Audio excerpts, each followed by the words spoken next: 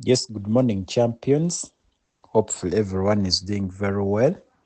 HBMS TV Talking Health, while we'll build the HBMS TV empire.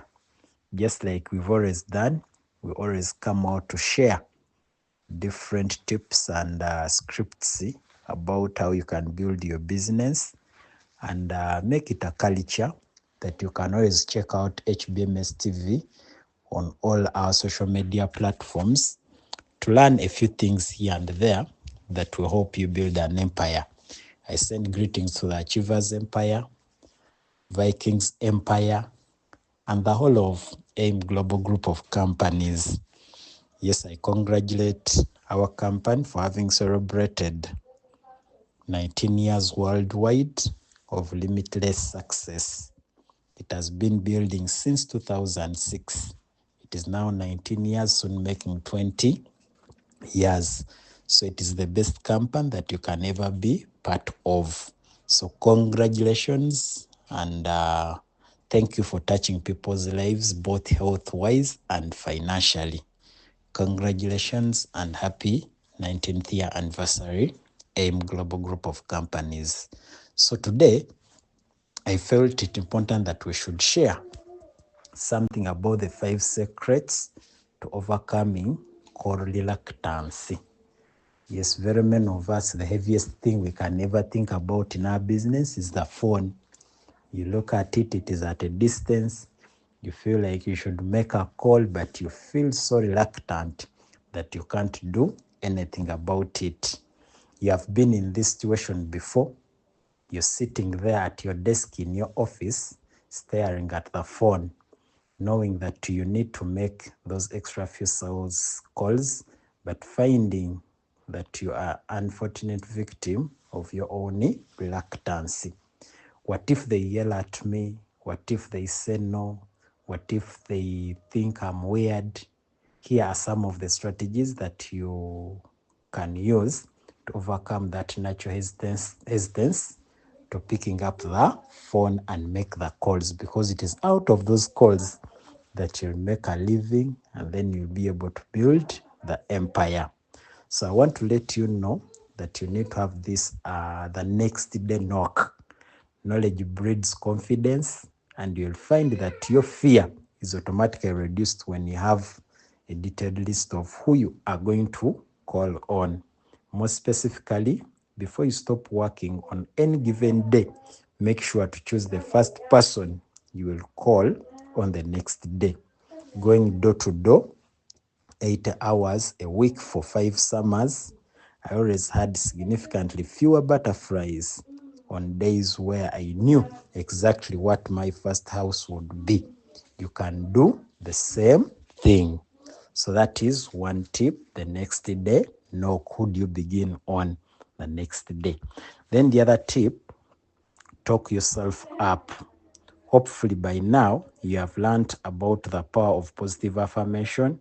But if you're an analytical skeptic, if you are any analytical skeptic like me, you might be having a hard time beating on your chest, looking in the mirror, and saying phrases out loud to get yourself pumped up.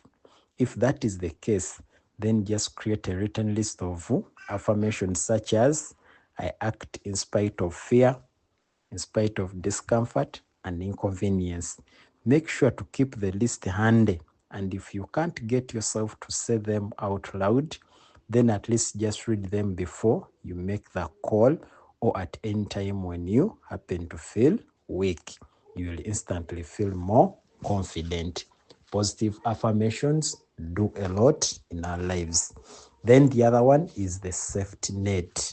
Even the most experienced trapeze artists do not go out on the rope without a net underneath them. So why would you, as a salesperson?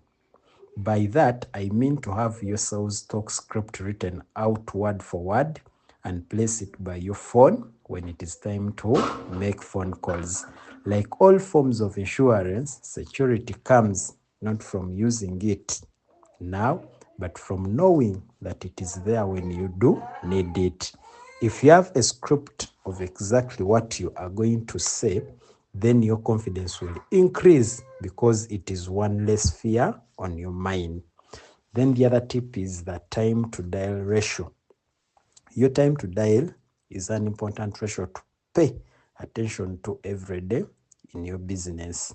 Your time to dial ratio is simply how much time passes between when you go into the office and when you make your first sales call.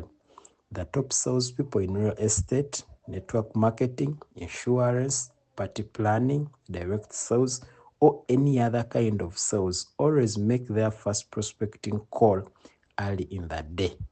All of us are battling something I refer to as the principle of diminishing intent, which states our intention to complete an activity is highest the moments immediately following that declaration. But with every second that passes, our intention slowly starts to fade. So take action immediately, make a call right away, and even if you only have time to do one call before you get into your other activities for that day, you will definitely feel better. That is why you need to start your day right. Do first things first. Then the no fear. The no fear technique. Fear is actually an acronym that stands for false evidence appearing real. Very often the things we fear are exactly that. False, in other words, we do not fear things that are likely to happen. We instead create these emotionally laden stories about the worst possible scenario that could happen. These stories run in our head over and over and over and eventually dominate our lives. But the statistical probability of them actually ever occurring is so low that it truly is ridiculous to even spend time worrying about them.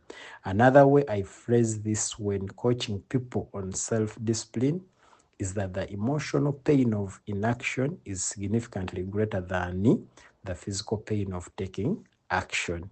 In other words, you're losing more energy, spending more time, and creating more worry for yourself in the decision about whether or not to make the call than to just pick up the phone and dial someone. Acknowledge that the dramatic movie running in your head is just your powerful imagination working negatively against you. Reluctance is just another form of procrastination. And as with anyone who is struggling with procrastination, the best solution is to simply change your perspective. There is a principle that I noticed a few years ago that was embedded in the mindset of top producers that can shift your perspective enough that it will enable you to take action. It is called the rent principle. The rent principle is simply understanding that success is never owned, it is only rented, and the rent is due every day. To be successful in anything means that a daily price must be paid in order to achieve that success. Financial security is never owned, it is only rented, and the rent is due every day. Being in great physical health is never owned, it is only rented, and the rent is due every day. A happy marriage is never owned, it is only rented, and the rent is due every day. So being successful in any kind of sales is never owned, it is only rented, and the rent is due every day. So here are some causes of negative procrastination. One, I can do it tomorrow. This is the most popular justification for procrastination. Waiting just only one more day won't upset too many prospects and customers. Besides, you probably have something else you need to do today. The list could go on forever. The cumulative effect of waiting until tomorrow can dramatically impact on your calls and the results. There are many reasons why sales people avoid meeting with prospects. But while they are making excuses, other salespeople are making calls and closing deals. Then the other one, I need to do more research before I call on this prospect. It is the most frequent excuse salespeople make to avoid making telephone or cold calls. Even if you don't have everything you think you need, start anyway. If you have to come up with more information later on, you'll be much further along with the prospect than if you had waited. Then the other reason, I do not have time right now. Having a short amount of time is not a valid reason for not doing something. If you control or eliminate low priority activities, you'll find time to devote to high priority tasks that positively impact your sales results. Another one, I can't do it perfectly, so I will wait. This excuse does not make much sense if you consider the number of things you can do perfectly. Another variation of the perfection poly is I need to do more research until I have all the information I need before calling on this prospect. Research often provides the illusion of productivity to procrastinators. Meanwhile, less perfect competitors are closing accounts. This kind of procrastination makes no sense when you consider that a salesperson may not be fully aware of the prospect's needs until that first meeting. Then the other one is waiting for the right time to call your MLM recruiting prospects.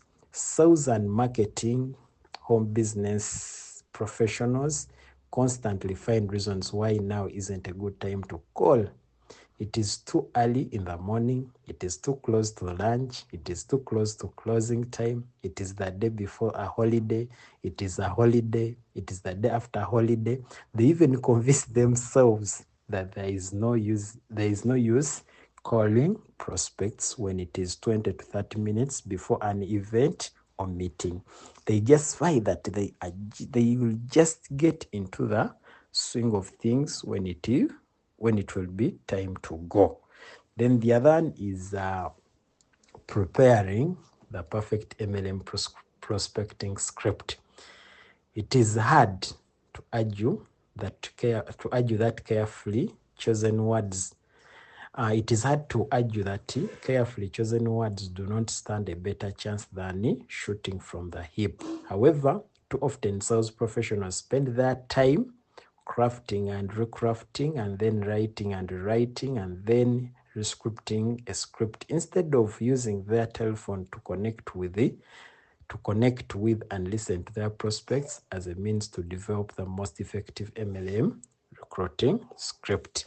Then the other reason, becoming a permanent student or known as a training junk.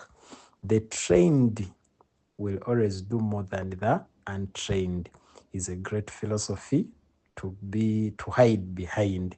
When one feels too uncomfortable to make prospecting calls, in lieu of making MLM prospecting calls, home business professionals attend the newest sales seminar or read the latest books on prospecting with the hope of discovering how to end the sales call anxiety they feel, then do nothing at the end of the day. Then the other one is finding more important things to do that feels more comfortable.